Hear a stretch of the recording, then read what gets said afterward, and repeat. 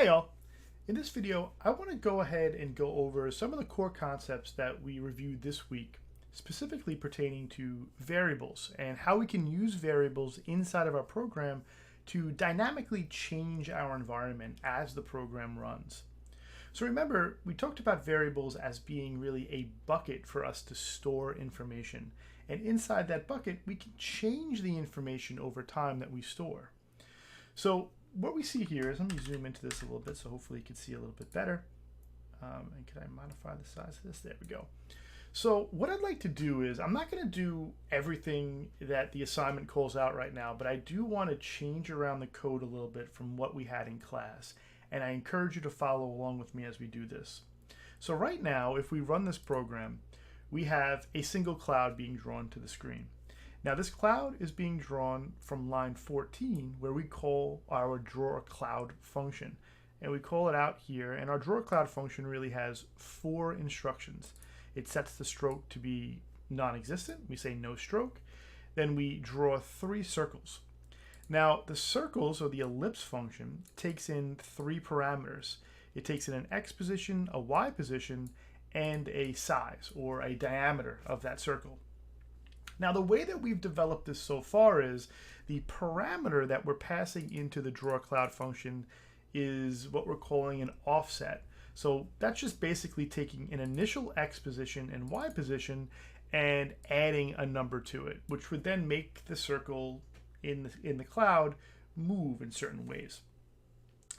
Now, instead of doing that, why don't we change this input parameter to be the x and y position of the cloud. This way, when we go ahead and call draw cloud, we could set the x and y position specifically, and any offset within this can be set within the cloud function. So I'm going to go ahead and just refactor this to do this a little bit differently.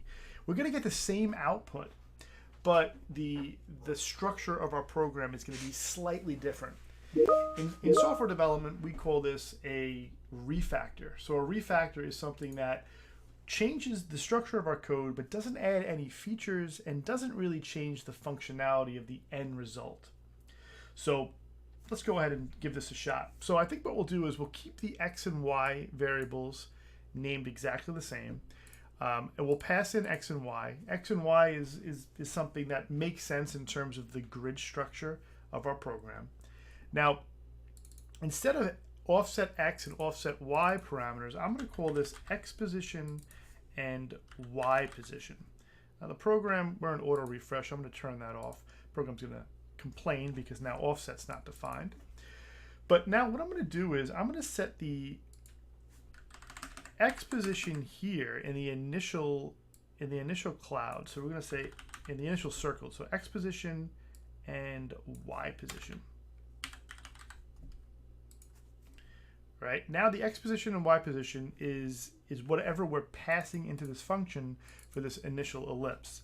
Now we want to be able to have some type of cloud, like if we just comment these out and we see what this looks like, this should actually run now, and we should have just a single circle at the 0, 0 position. Now the center of the circle is where we're actually drawing it from, which is why we only see kind of a quarter of the circle's bottom half, because remember that 0, 0 is at the top left corner of our canvas.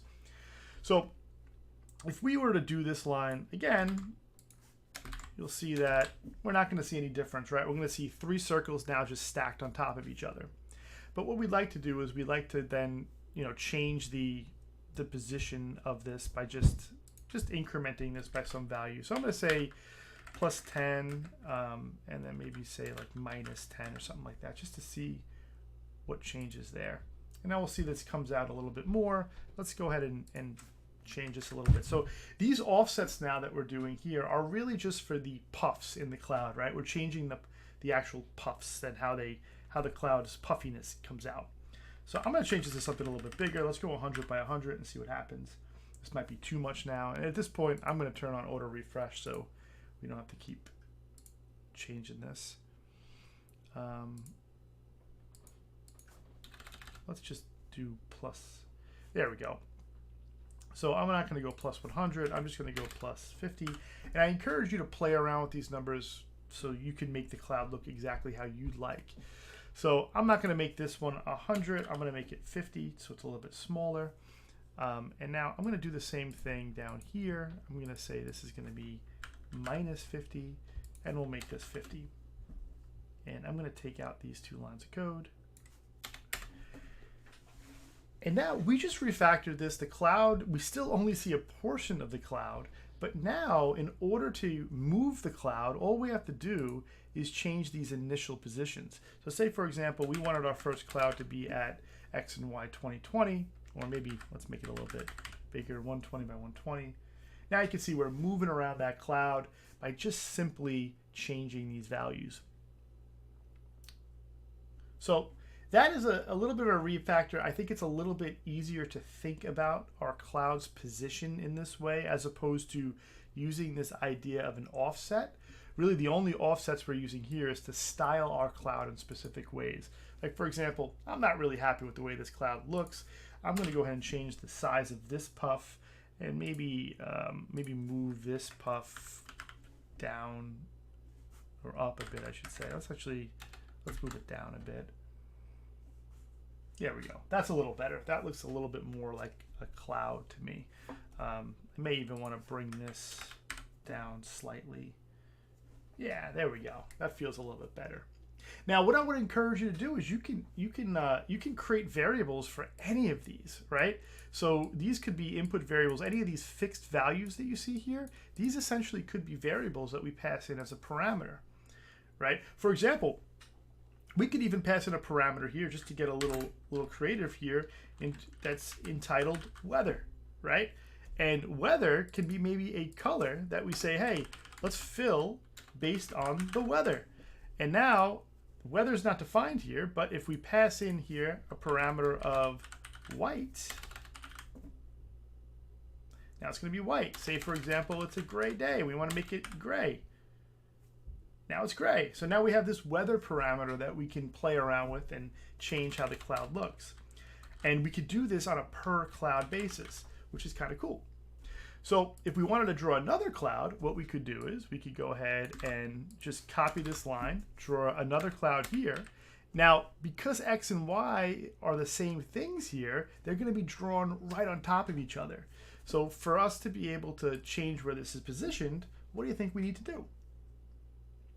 We just need to change the X and Y values. Now we could do this in a couple different ways. The easiest is probably just to change it right here. So we could say maybe plus 100 and plus 100. And now this cloud's going to be down a little bit there. Then maybe we can take this line again and draw another cloud. And instead of incrementing the Y, we just go plus 100 here. Let's go a little bit more than that so they're not overlapping. And then we can even make this specific cloud, because we're now using these parameters, we can make this specific cloud gray. Like, oh no, we've got a single gray cloud in the sky. Maybe it's going to rain soon. So now the challenge here, and what I want you to think about, is the fact that we can now move these clouds based on the value of these variables. So we can change these variables over time in the draw function. And I'll go ahead and show you how to do that real quick, because I want to encourage you just to kind of play around with this and get a little creative, try to change different parameters, and just kind of see what you can come up with here. So in order for us to move these bad boys around, we can change the variable. We call this in computer science terms, we mutate the variable. We're mutating it. So we could say X is equal to, and we could fix a value here. So we could say 100, right? Watch what's going to happen if we do that. Actually, it's not going to do anything because I think it's 120. So let's make it like something drastic. Yeah, so we won't see anything, right? If I make it 250, maybe we could see it.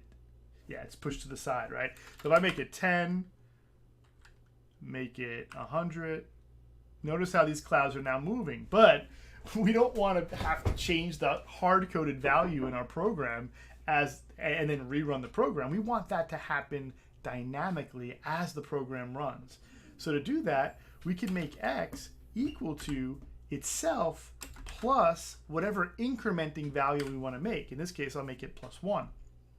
And now you can see these clouds start kind of floating away. So give this a shot. Maybe try this with the y value. What happens if you say y equals y plus 1? Maybe think about a different parameter to add here. If you want to get a bit more advanced, you could also look at a conditional statement, which is something we're going to move into probably next week, where we're going to be talking about how do we do conditionals. And that would enable you to say, hey, when the cloud reaches a certain point, maybe turn it around, maybe make it go back the other way, so that we could have different keep the clouds on the screen essentially. So I want you to play along with this, refactor your code, maybe add that weather parameter, and see what you can come up with. Now, think about this in another way, just to kind of give you guys a different perspective on how to think about these parameters, right? If we go into a big program like Photoshop or Illustrator or something like that, and you're using, say, a user interface, like if you've got buttons on the screen and you're kind of like going to different areas of the application, you're messing around with UI components. All of these user interface components at the end of the day translate to a value that gets passed in to a function as a parameter. So what you're doing here is you're operating a layer lower than the user interface, and you're exposing different features that you can expose eventually to end users that have maybe a graphical user interface or some other more kind of user-friendly tool for non-programmers to use.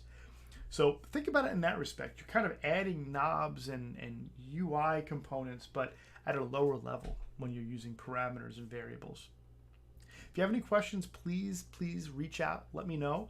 But play along with this. Try to get this to work. And I'm recording this in a video, so you could pause at any point and grab any of this code. All right. Have fun. Thanks.